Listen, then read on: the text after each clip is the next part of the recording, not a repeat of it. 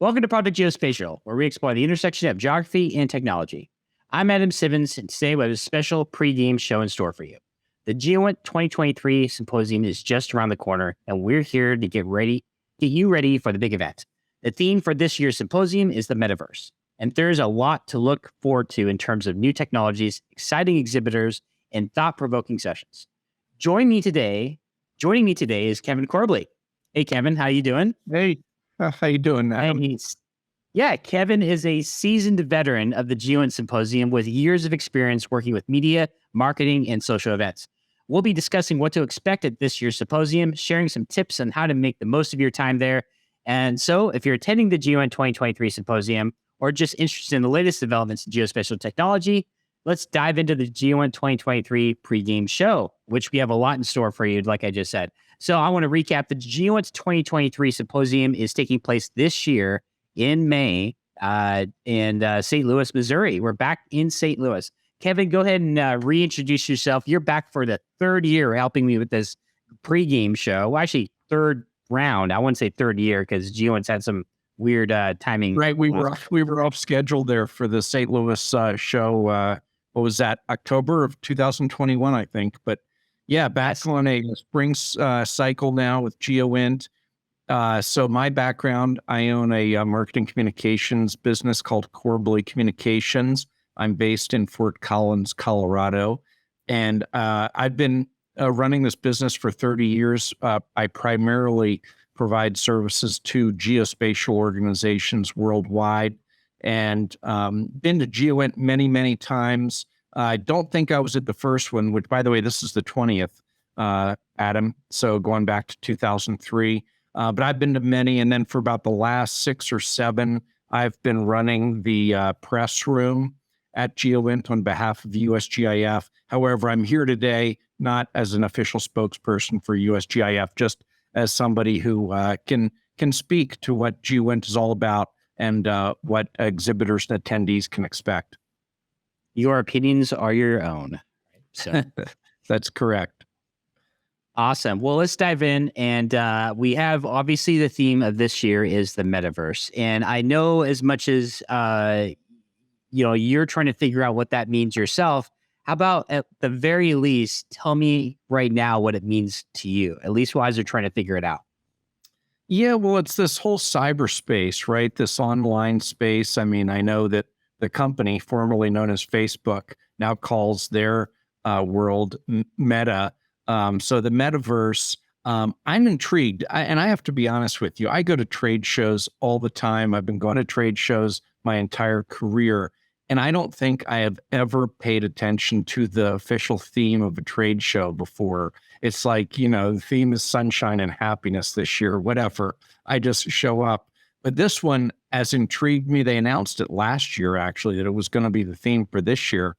Because I'm scratching my head like a lot of people. What does it mean? What is the Metaverse? Why does GEOINT need to think about the Metaverse? And, is there going to be one Metaverse or many Metaverses? It's just so intriguing. So, I'll throw it right back to you. What do you know about it, Adam? Yeah, no, I'll tell you what my take is, and I'll tell you what we at Project Geospatial have been doing to kind of build some context behind how the industry sees the concept of the Metaverse going forward, and it may help the conversations at the GEOINT Symposium. So for me personally, I've messed with some version of the Metaverse for a while. Personally, I'm a video gamer. In a lot of ways, I think the Metaverse is a weird hybrid between 3D visualization and to some extent being in virtual spaces. But if we really could take a step back for a second, define what the Metaverse can be, or essentially what VR, AR, XR, however people want to, whatever acronym you want to use these days, to describe different versions of it. It's not just a 3D environment, it's a 3D environment that is designed to be immersive for you. It's immersive and interactive. And the more in what you do in that immersive interactive space really defines what part of either a metaverse you're in or how you're contributing perhaps to a bigger metaverse, depending on how things are interconnected. So I look at it as so going back further, like I said, I look at the gaming industry, how it's evolved, the concept of virtual reality, and tracking that. Obviously, you mentioned Meta or Facebook, right? Facebook or Meta, and how they've evolved and contributed to things like Oculus. But even before Oculus, you had various other virtual reality platforms that have helped build things over the years. But from the defense and intel industry, look at when we first started introducing 3D into the mix, not just I'm looking at imagery and at angle, and then can we visualize that? Can we rotate it? Can we create a virtual environment in which we can actually just bring things in to simulate? Look at actually the digital twins. I know we call it digital twins now, but even Google Earth back in 2005 was, to me, my first introduction to a digital twin. It wasn't perfect, but now we're bringing all this imagery in, replicating what the world is in a simulated globe. And then they're introducing 3D models in which they had to create from scratch, with, maybe rhinoceros or 3D collada files from think about it from, I can't remember I used to use architectural programs all the time to generate 3D models back then. Yeah. But now you use LiDAR. You're collecting with LiDAR to collect and create these 3D visualizations for a while. And now the satellite images themselves, there's so many satellites up in the air. We're collecting not just daily anymore, but intra-daily, to a point where the data is just could literally be in multiple regions, if not massive areas of the world, same day mosaics, pretty much. Yeah. And so the metaverse could be up to date, timely as of today. It's not just immersion; it's up to date data within the space. And to answer your question about multiple metaverses, I think we're going to see multiple metaverses. Everybody's going to have their flavor of it. Everybody's going to have their flavor of what they need for specific purposes. Almost like how even Google Earth had different globes depending on what your customer needs are and what the data you need pumped into it. I'm sure at some point, some company's going to have here's one globe, and you can have spin-offs of that one globe depending on your specific needs. Even Microsoft has their own. They can't be left out. They actually were really early on this space because they crossed in the gaming, and a lot of what they've built actually, you just have to dive in what they've done over the last 20, 30 years with Microsoft Flight Simulator, incredible. And then, but it's not just about games. I talked about immersion, and then we talked about use cases. Well, how do you even get involved in this space in defense and intel? How does it make sense? As an analyst, am I going to go put a virtual headset on tomorrow and start doing my work differently? And I'll tell you first off, not necessarily at all, because obviously it has to make sense for the mission. You can't just put something into the mix, a new technology in there, if it doesn't improve the mission workflow. They have to literally, it has to make sense from an efficiency and effectiveness to improve things. So So they're going to be, go ahead. Well, and you've got a leg up on people like me who are not gamers. And what's really interesting is there's going to be a workshop. They do training workshops in the mornings every day at GEOINT. And Tuesday morning at 7:30, there's going to be a workshop called Turning Gamers into GeoInters, which is an intriguing title. And again, I think for a lot of the younger professionals there, that's going to be really intriguing, and that's going to be their entree into metaverse. I almost think you need the reverse. You'd almost need hey, how do we turn GeoInters into gamers and watch the ideas flow from there? Because the workflow, once again, I think the first step is, because I think the gamers actually have a heads up on the GeoInters in some ways in this regard. The hybrid. Yeah, I agree. Just, for folks like me, keep in mind, my idea of a game was Pong, going back and forth across the screen, I will say I literally grew up as the gaming industry grew. Obviously there's a point where, I don't go before, but, I watched the evolution of it as I played games. But to back up a second from an application standpoint, the reason why I still think the theme of this show from the metaverse concept is still probably in my personal opinion, a year or two a little early, because we're still seeing this space massively emerge and try to figure itself out. But then again, to introduce and make people aware of it, I think we're ready for a new thing because I think we're a little bit burned out of the concepts of machine learning and where things are going with that. It's not that that has stalled out at all, but I think where this is useful, and this is maybe is the right time to talk about the metaverse, is the metaverse is only capable of achieving what it is today because of machine learning and cloud computing. And obviously those two we talked about. And those things had to mature first before we're ever capable of doing what we're able to do with the metaverse today. And there's a lot of companies out there. I'm sure we're going to see some really interesting stuff. And by the way, we haven't even talked about Project Geospatial is not sponsored by any of these companies. We may cover them at some point, but I'm going to name drop for you. Planet, I know for a fact, Planet's doing some interesting stuff with the metaverse. Maxar is doing some really interesting stuff with the metaverse, and we've interviewed them. We can't wait to release some of the content that we've interviewed them on. And talk about that. I already mentioned Maxar, NVIDIA, way ahead of the game. They're a fascinating company because they're a back-end hybrid between gamers, commercial industry, as well as diving heavy into supporting defense and intel as well. So NVIDIA is at a really interesting node for this theme. And actually, I really want to see how big their booth is this year, because I would think they would be they should be like the theme of this show, considering how involved the metaverse NVIDIA actually is. So I'm going to have to stop by their booth, and glad you brought up booths, because as of this morning, I just checked the exhibitor list, 245 exhibitors at GEOINT. If that's not a record, it's pretty close. Certainly what are we looking at comparison to last year? Yeah, I'm not sure. I think we're ahead of last year, but kind of looking at pre-COVID levels, we're we're about equal, or maybe just not quite caught up to pre-COVID, but it's I think everything's back to normal. Yeah.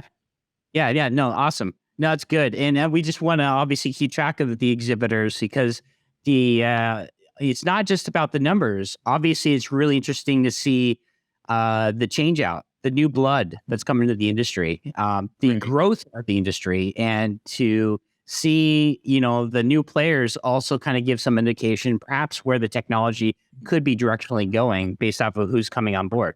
So, it's really exciting. I'd be really excited to see who's up and who's actually following the theme, the metaverse, or is the newer companies tackling something totally different that we're not even addressing yet.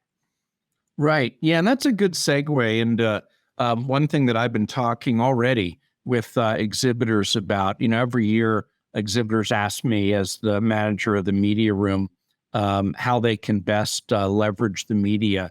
And this is really important. There's a distinction here with this show. A lot of the geospatial shows, and I'll just throw out a couple examples, InterGeo in Germany, or the Esri conference, user conference.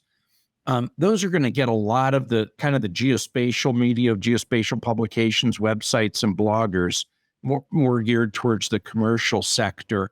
Obviously, here at GEOINT, because it is a defense intelligence show, there's a lot of media who's going to be there who are from either the defense sector or aerospace. So there's really not going to be as many of those pure geospatial commercial editors there. And so I always tell exhibitors, there's two things that you really need to put front and center, whether you're pitching to the media or you're thinking about something to put in the booth to display. The first thing is, what is your company doing right now to help the defense intelligence community? What services, what products are you providing? That's one really good storyline. So the second best, and this is for a lot of companies, especially startups, maybe you've got new products, new services. What offerings do you have that could be provided to the defense intelligence community? So those two things, very much defense intelligence related. But here's the thing to keep in mind. Many of those 245 exhibitors on the show floor, they do business both in the government sector and in the private sector, in the commercial sector, right? So if you're in there exhibiting, keep that in mind. There's 245 other companies that you need to think about marketing to, maybe on a commercial level, maybe to partner with, maybe to become business partners, resellers, whatever. But so you've got a couple different levels of marketing to do. You can market to the federal government, obviously, but at the same time, think about all those attendees and other exhibitors who are private sector commercial companies that might be interested in your commercial offerings. Well, and that's a really good point, Kevin, because I think I get a lot of misconception that a lot of companies, why should we go to GEOINT, or why should we go to a big conference? Should we set up a booth? As our primary customer should be the government. We should be marketing to the government. It was like, well, not necessarily. A lot of the companies, a lot of the smaller companies, even the bigger ones, they support the federal government and they help them figure out new technologies that fit their solutions as well. So it's not always about government directly. Sometimes even talking to the other companies can lead you into the direction you want to go. Absolutely. And GEOINT does a better job than most conferences at really helping the smaller companies along. Often there's a dedicated area in the exhibit hall for the smaller companies, maybe companies that have just joined USGIF. And keep in mind, the big companies that whose names we all know, they're always on the lookout for small companies they can partner with on their proposals, right? Because they get credit for that. And I'll tell you, I personally know actually clients of mine who have done very well by starting out as subcontractors to some of the big guys. And boy, is that a great way to get a kind of a foot in the door with the Geospatial or the GEOINT community. Absolutely. So your point is know what you're marketing, and also probably from a know your business vision and mission statements. I actually talked to a lot of companies previous years. Project Geospatial interviews probably around 40 or 50 companies every year at GEOINT, and a lot of them, believe it or not, I'm shocked. They know what product they're trying to sell. Some of them are new satellite collectors. Some of them are offering a new particular product and service, and you want to talk about that. And then the second I go into detail about that is like, great, how do you expect your customers to use this? And they expect their customers to tell them. And I'm like, well, look, you have to have a clear and concise, it's like business 101, a good business plan first. Help me understand your product. Help me understand what it's meant to do. A good mission and vision statement. Go back to the basics here. Companies who have those first, to me, and they sound more clear and concise in their messaging, get a little bit more attention than the others who don't. Yeah. And what it comes down to, I mean, the strongest marketing document, whether it's online or a handout at a show, is a case study, a real life story about a real life customer who used your product or service to solve a problem. And the case study needs to describe what the benefits were. What was that ROI? Why did you start the problem in the first place? That was the story that started your company. Yeah. And it all comes down to faster, better, cheaper, safer. Those are the benefits that customers want to hear that they're going to earn from using your product or service. Well, so a good messaging to companies who are blown up to a point where they have their hands in just about everything. How would you say the best way to market themselves are? Because obviously no one wants to look at a generic boilerplate, because now they're wondering, well, how do we use that? Yeah, well, I mean, at GEOINT, really, it goes back to what I said earlier is, I mean, for this group, you want to lead with, okay, here's examples of what we're doing right now for NGA or for whatever, the U.S. Army or, whoever your customer is in the geo intelligence community. So you lead with that. And if you can, you get specific about the case study. Sometimes you and I both know due to classification issues, you can't, but as best you can, you got to describe the projects. But then from there, you can definitely offer up some examples of some commercial sector projects and customers that you've been able to serve, and all those things will pay off.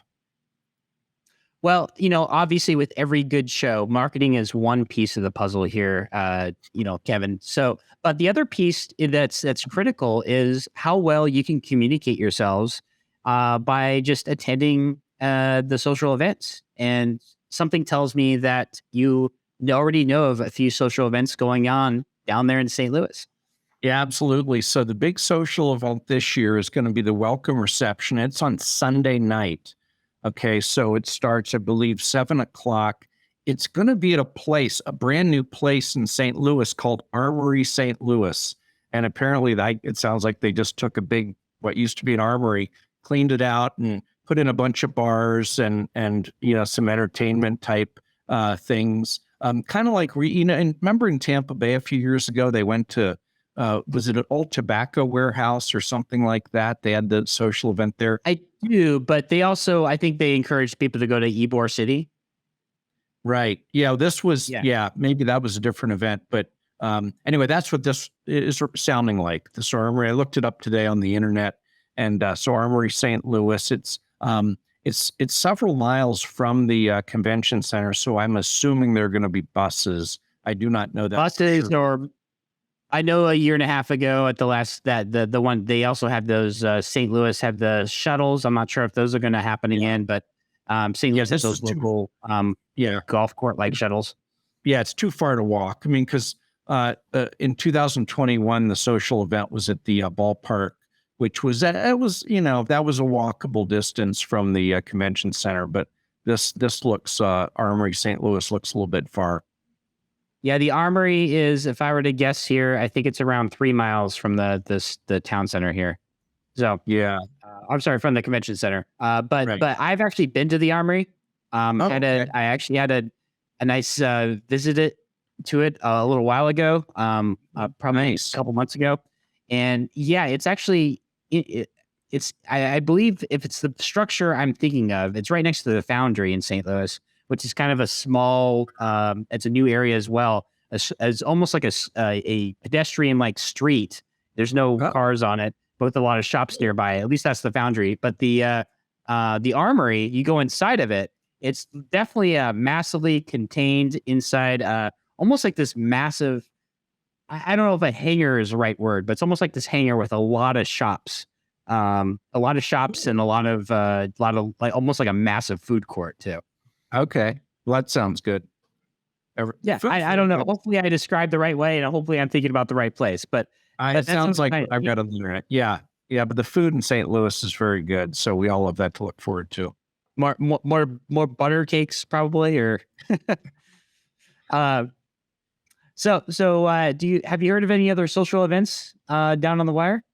I do not know of any. I mean, there are going to be some receptions in the exhibit hall, a couple of the evenings, kind of to close things down like they always do. But, we are definitely going to keep our eye on activities coming up to St. Louis. We get the buzz around certain companies who are sending open invites out there to their unique receptions on one day or another.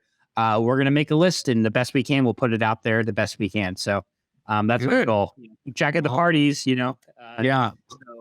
So, keep on a listen for Project Geospatial. We might got the buzz on some of the lowdown of where to go at night. So that sounds great. But it's not about the party and the food. As you can attest, that's where, a good portion of the business can get done. So. Oh, you better believe it. Yeah. Yeah. It's done there and on the exhibit hall floor without a doubt. Yep. Yeah.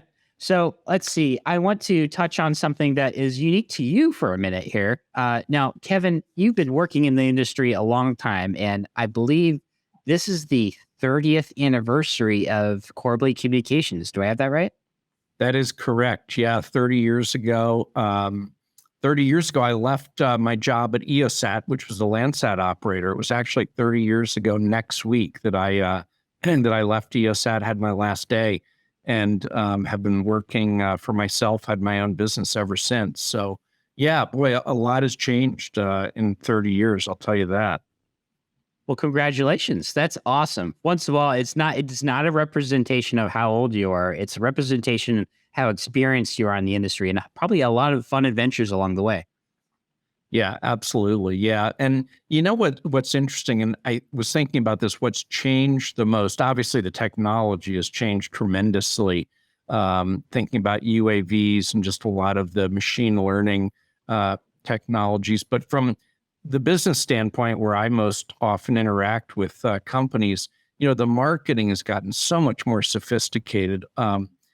it's amazing how many of the companies in this industry now either have full marketing departments on board, or they hire out for marketing people. Some of the bigger companies hire some of the very big PR marketing firms, and it's really amazing. Because back 30 years ago, it's remarkable how many of the startup companies, as is true in so many industries, you get engineering type people starting the company and they really don't understand they have to do sales and marketing. And so, but that was then, and this is now, and there's a tremendous sophistication, and there's just so much good marketing going on. Maybe you see that from your side.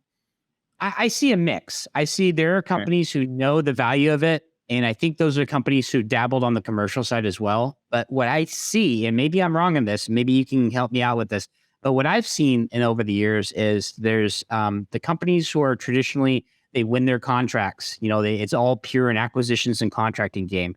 And they don't necessarily see the need for marketing as much. Right. It's only marketing it enough that it augments their contracts that they need to win and gain the money. And for that matter, their marketing is extremely limited. However, when they grow to a certain extent, they realize perhaps they're like, oh man, I guess we need to put more money into marketing. But for them, I think, unfortunately, the evolution of technology has given them the illusion that marketing is easy and they can just do it off the cuff, per se, and generate graphics. But I think they're still forgetting how to tell a story about their products and services, or what's important to actually relay. A marketing is supposed to augment your business. It's supposed to help you sell your products. It's also supposed to help your potential clients and your current clients understand your business and want and attract more. And so I think there's a lot of companies in our industry specifically who don't quite, I think they know they need marketing, but they don't necessarily understand the value as much as commercial companies do. Yeah. And I think you just hit on one of the problem areas, and that is not enough storytelling. It comes back to case studies, in my opinion. I was just perusing some websites today of companies, and I won't name names, but they're way, way overemphasizing the technology, which is great because we're all techno geeks to a certain extent. But they're not telling the story of what are their clients actually doing with their products and services, and how are they benefiting. That's what we need to see a little bit more of. Some companies are great at it. Others just haven't quite caught on yet. But I think we're heading in the right direction is the point I was trying to make. No, especially if your potential clients, if your goal is to get clients who are not technology savvy, you want them to buy your products. And those customers are probably like, great, but that technology looks a little bit too intimidating to me. I have no one under my staff trained in imagery analysis, for example, or in the metaverse. Like, how am I supposed to use that? Then that to me requires a need to tell a story on what the use cases are, what the workflows are. Where they're not touching the technology. They understand the benefits, but they need to understand the benefits for them. Yeah, and I think in our space, in the GEOINT community, companies start to realize that as they move away from being 100%, selling to the government, because once you get out and you start doing business in the commercial sector, you've got to do marketing. There's just, there's too much competition, and it's not just a matter of writing up a great proposal, right, or a response for a proposal. So, yeah. So, that's where we are. I'd also argue, though, at some point, if you're tackling smaller contracts, that's fine, or your first contract, you can get away with little to no marketing to some extent. But I actually would argue that if you have a bigger contract and it has to do with a lot of users that that you need a lot of buy-in with your product or service, maybe an all of analysts, for example, a lot of mission-focused items, I think you need a lot more marketing, internal marketing, or marketing for your particular project to help sustain or re-win the same contract too. And I think there's not enough credit given to marketing there. As a great point. Yeah, it's too often the marketing and the education stop when the contract is awarded. And you're right. You gotta, I mean, for a big organization like NGA, just having a contract might not be good enough. You're going to have to try to teach all those NGA analysts how to use your product, and that way you get lined up to win the contract renewal in 3 years, right? Argumentatively, I can probably say that the contracts office at government, including NGA, probably needs to do a better job from marketing what the contracts are sometimes about, because the RFIs are a complete mess sometimes. So okay, yeah, I don't see a lot of that, but the other way around. The requirements are a little bit messy and overly too technical in legalese per se myself. Right. So, well, crap, what's the connection to the mission here? What's the story there? And sometimes there's enough marketing and graphics on that side too. Yeah, absolutely. Yeah. So Kevin, being in this business a long time, and not to try and overemphasize that, what's next for you? Are you thinking about leaving the business at some point, or do you just have so much fun you can't get away from it? Well, yeah, two answers. Thanks for asking that. I'm not going to leave the industry. No chance of that. I mean, going to a show like GEOINT is like going to a family reunion for me. I see people I've known for years. And well, what's next? People have been just lately. People have been asking me, would you ever leave, Corbley Communications? And I'm definitely not actively looking for another job. But I think back to for college football fans, American college football fans, about 2 years ago, the Notre Dame football coach was asked that question. What do you consider leaving Notre Dame? And he said, "Oh, this was at a press conference." He said, "No." And then he thought about it and said, "Well, maybe if somebody offered me $100 million. So what do you know about it? A month or two later, some school offered him $100 million and he left. So, but I would do it for. Are you saying if someone offers $100 million, you're going to leave? I would 50 million at him. I think somebody could happen. Seriously, not looking actively, but I've always said, I'm really intrigued with working internationally. And, if somebody offered me a job like in Europe or something like that, boy, I'd give it some thought. Maybe a consulting gig where I'd keep doing what I'm doing. But I definitely would think about that a little bit. Well, you might be pitching to the wrong conference here. You might need to go to DGI and say exactly what you just said. Well, we'll see. Like I said, I'm not like I'm actively looking I haven't had a resume in 30 years, and that's the truth. That's kind of a scary thing. So anyway, it's all is good though at Corbley Communications. Well, you're having a lot of fun. It's awesome to keep seeing you year to year. I mean, I've been having a lot of fun myself over the years. Project Geospatial still going strong, and we're having a lot of work ourselves trying to tell the story of the geospatial industry. To me, that's the fun part. I love telling people stories. I love understanding not just where we are, but how we got here. And I think that's always impressive. And I love hearing your story too, because that's, like you said, it's you've seen a lot over the years how this industry has grown, and you can also help connect the dots of, hey, why are we talking about this today? It's like, well, it's because this and this happened along the way, and this is why this is important. Yeah, absolutely. Yeah, and it's going to be great seeing you in the media room again this year. I know you're one of the all the media are busy, to be honest with you, at GEOINT, but you're one of the busiest. I mean, I think you did about 45 or 50 video interviews last year. 50. Last year we did 50. And I can tell you, if you saw me at the end of the conference, I was like, 50 might be too many, because I was literally like, and I feel bad. I had 2 interns there last year, who, by the way, Joe Calamari is back this year, and he's no longer an intern. He's actually volunteer staff like me. So he's helping us out full time, as he can now. But what was scary was how exhausted I was at the end of it. And I literally was just sitting in the chair, like, all right, who's up next? And they sat down. You can see them. They almost had to wake me up. I'm like, that's how long and that was a sign of like, okay, I probably didn't way too many if it's just turning into a assembly line. So yeah. And speaking of interns, it was still a lot of fun. Yeah. Speaking of interns, my son Ryan will be at GEOINT this year. He'll be one of the student assistants, helping out various spots around the conference. But when he's not doing those activities, he'll be in the media room helping out there with me, learning the ropes a little bit. So people hope you'll stop in and say hi to Ryan. Yes, absolutely. I also want to give a couple last minute plugs too. Sure. One, once again, talking about the metaverse here, I also been doing, we've been covering Riverside. It was a joint effort by Riverside Research and And the T-Rex, over the last 3 months, every month they've had a Maps to Metaverse panel session. And yesterday was the third one that happened. We did broadcast that live, but I have 3 episodes that we've recorded.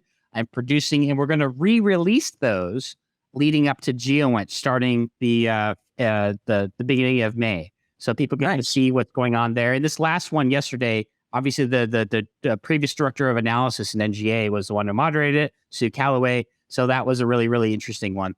I know they are all interesting, but it's worth a watch. So, and also a tie-in with that, T-Rex itself is right next to the convention center. So if anybody hasn't been to it, it's the innovation. It's kind of an incubator that hosts a lot of hundreds of small businesses in the same building where Moonshot Labs is hosted. You're welcome to check out the building. Project Geospatial has an office right in the building too, on the 7th floor. That's where we have a second home now too. So just give some plugs. There's a lot of changes in St. Louis, and everybody can kind of check out what's in store because there's a lot happening in the local area, not just T-Rex, but the Globe Building and Cortex and a bunch of other little innovation areas going around the whole city while you're here. Yeah, and I'll be interested to stop by and see them, because another area that my company and I personally have been moving into a lot lately is we've been moving more towards startups, helping the startup communities. I've moderated sessions at a conference called IGARS for about the last 5 years, and my sessions are always on starting geospatial businesses. And I'll be involved in something like that again in July in Pasadena at IGARS. So yeah, that's one way that the direction my business is heading, and I think we're going to be doing more of it. That's awesome. Well, I look forward to tracking you along the way. With that, Kevin, I want to thank you for joining us for another year of the GEOINT Pregame Show leading up to GEOINT 2023. And that takes place, I want to correct me around May 21st through the 24th. That is correct. Yep. Yes, and I did it right the first time. Looking at my calendar here. That's right. Yeah, the May 21st is the Sunday. That's the GEOINT Forward, where they have those different workshops and things. So yeah, it's going to be a great event, and we're looking forward to seeing you once again out in St. Louis, Adam. Well, thanks for joining us, and everybody, thanks for watching, and we'll talk to everybody next time. All right. Thanks for having me, Adam.